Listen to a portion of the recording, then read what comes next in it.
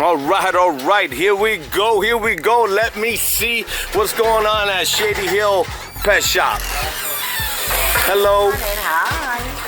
All right, so we're at the Shady Hill Pet Shop, and I'm here with Mandara Loft, George Mandara. Are we on? We're on, buddy. Right. 3, All right. 2, 1, take it away. Welcome to Mandara Loft. We're here visiting Tommy and Jean. This is the Shady Hill Pet Shop. Waters, medication, vitamins, red cell, bands he sells. He's got everything. Back here, you got tons of feed in the back. I don't want to spoil it. Markers. You have teas. In the refrigerator, you have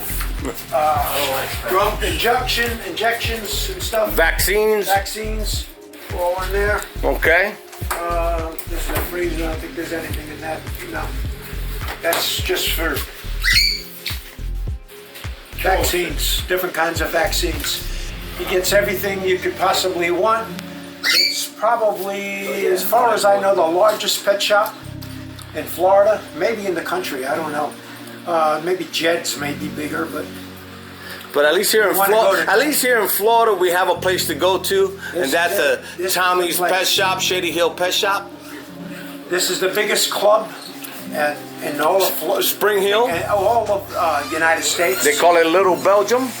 We got customers that come in and out every day. Crates. Let's see. He's got medicines. He's got feeders. And you can see in the back, you can see the feeds. Right? There is nothing here that you could not want if you have pigeons of any sort.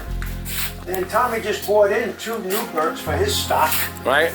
that a friend of his had raised. He's got them in the crate over there. They're chocolates. Okay. Get a picture of the new pigeons. They're out there somewhere. I think they put them away already. Race team. Yeah, they put them away. We got peanuts. You have safflower, hemp. Don't know what else to say. He's got everything you need to say. But this is the place to be if you want to get anything. That's right, George. Well, let me chime in. First of all, I'm sure that Tommy appreciates us coming from the East Coast to the West Coast to spend our hard-earned money over on this side of the map. It's a 3-hour trip. That's right. And 6 hours round trip. For us to make a 3-hour trip, it's got to be a good place. Tell the kid out there to put So this is where we come when we need to do our Look who Christmas we got here, shopping. Don Hart. Who's Don Hart? Who is Don Hart? The world famous Don Hart. Oh yeah. All right, Don. How you been, sir? Good. What's the name of your loft? Don Hart. Don Hart. Is that what you go by? Okay, nice. And this, so far this season, how you feel you're gonna do? How am I gonna do? Yeah. I hope I'm doing fine. Okay, you're racing young bird, old bird, or you fly both? I flew both. Okay. And young bird season, when is the first race? September 16th. 16th? All right. And how many miles? That's 94 miles, right? 94 miles, just a little under 100 miles. Not bad. I think that's all the clubs across the state of Florida. They start out, of course, about a 100-mile race. Anywhere from 90 to 100. Step in here, George. Step in here, George. We're talking to the world famous Don Hart right here in Spring Hill. Tommy, I'll talk to you. I'll be in trouble. No. This is a video for, you can look at it. George Mandara has a page. Look it up. You'll see us. Yeah. And what's the background of your pigeons? What's the bloodline? You care to say? I've got some Gabby Vanderbillies, Okay. and I fly mainly birds from world to world. And how many years you been flying here in Spring Hill? So you don't have to put up. 16 years? Wow, that's a long time. No, all together, I've been flying something like 72 years. That was coming next. I was gonna ask, how long have you been handling pigeons? Well, how old were you when you first held your first pigeon? 8 years old. 8 years old. So see, I find that's in every man or woman's heart.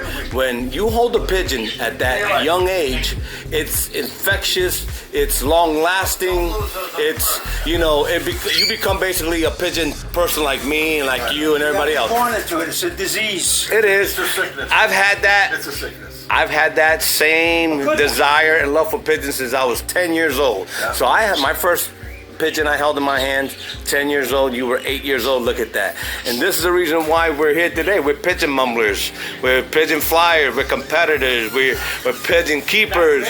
You know, we have guys from all walks of life that have pigeons, you know? And that's a beautiful hobby. It's a hobby that's for everyone, right? Yep. It's not just for a set of group of people. It's for everyone. There's women flying everything. Right, and there's kids, you know, you have the junior flyers, you have the adult flyers, you know, it brings families together. Some people that fly together as a unit. As a family. As a family, yeah. It's our psychiatrist. Yes. Don, can I ask you a question about your family? You have kids? 5. Okay, did any of your children ever get into pigeons? No. And you know, I find that to be more common. You know why? Why? Because when the kids are growing up, you're too busy with the pigeons. Right? So they resent the pigeons. Wow. That's good. Good reason. Yeah. Good reason. You know, I try to get my daughter into pigeons, and you know, when it faded in and out, you know, she dealt with them a little bit, and then she just lost the interest for them. But yeah, it's a true statement. Yeah. And here's what I tell the new guys that get into the game. Here's what I recommend. My advice to them. No. My advice to them, get out. No. My advice to them, you gotta have. I tell them, find balance. If you don't have balance in anything in life, it's, you know, a little bit too much of anything is no good, you know? So I tell the guys, when you get into the pigeon hobby and the sport and you're racing, make time for your wives, make time for your girlfriends, make time for your kids, make time for your friends and neighbors. You cannot be consumed by the pigeon, only pigeon. And that's the reason why, like you said, many will not, follow your footsteps. I'm consumed with pigeons. I spend 6 hours a day in the Loft. Yeah. But it shows. I won 9 races in over. Wow. 51 equal. Congratulations. Yeah. And what was the last statement? 51 equal first. Wow, 51. That's nice. One race alone, I took the first 13 positions. Another race, the first 13 position. Another race, the first 10 positions. Yeah, I've seen his name a lot on the sheets. Yeah, no, I've heard of him. I've heard of your name. I said it, but when I meant it, world famous, because I've never met you, but I've heard of your name, so that carries. Excuse me. Yeah, let him through. Yeah, so yeah. There's 11 birds in a blue crate in the back of my truck. All right. But anyway, George, this is your video. It's going up on your channel. Is there anything else you would like to say? You have a known pigeon flyer, well-known pigeon flyer right here. I would pick his brain and ask him a couple questions at least. What can you do to make your loft better? Or any of those guys out there watching your videos for that reason. You know, I'm a tippler flyer. I fly tipplers. Yeah.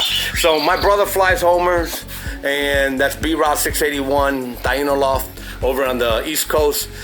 George, kind of right now, he's not flying. He flew in the past. No. I'm giving it up for a while. All I'm doing is sending fish birds. Yeah, he's sending birds out. Yeah. I've been picking up birds here and there. I got a lot from Luis Rodriguez. Sure. Different people. What's his name over here with the Huskin Van Reels? Phil Bonham. Phil. I had his background in there. That's going back from when he got birds from. Sure.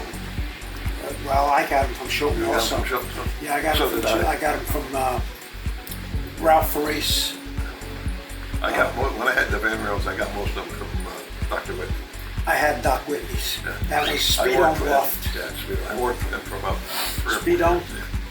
Yeah, they were like blue checkers. Mostly all blue checkers. And when you got into George Schulten's, they were darker checkers. Yeah.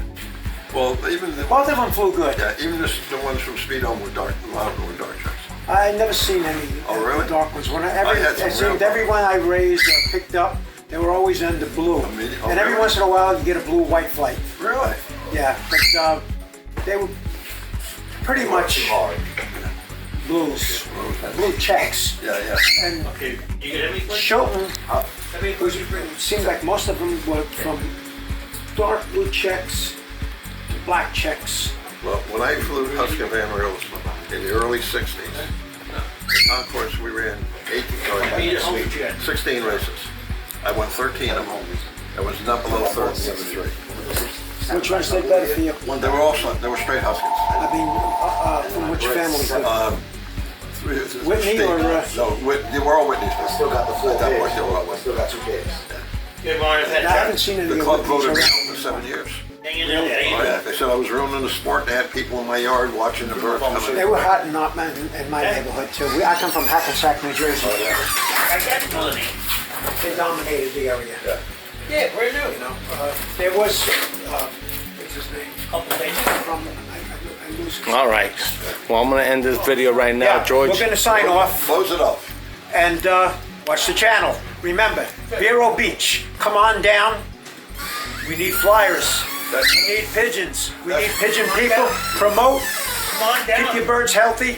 Work with a family. Stop crossing and making. Mondongo soup. When you cross birds that shouldn't be crossed, you're making mondongo soup. We're open for And for suggestions Don Hart, and anything. Don, Watch the channel. it was a pleasure meeting you. And we're out. I have heard of your name. Your name has been mentioned over there on the East Coast. All I can say is that thank you for the interview. Thank you. And George, we're signing out. Hey, we're out. All Keep right. 'em flying.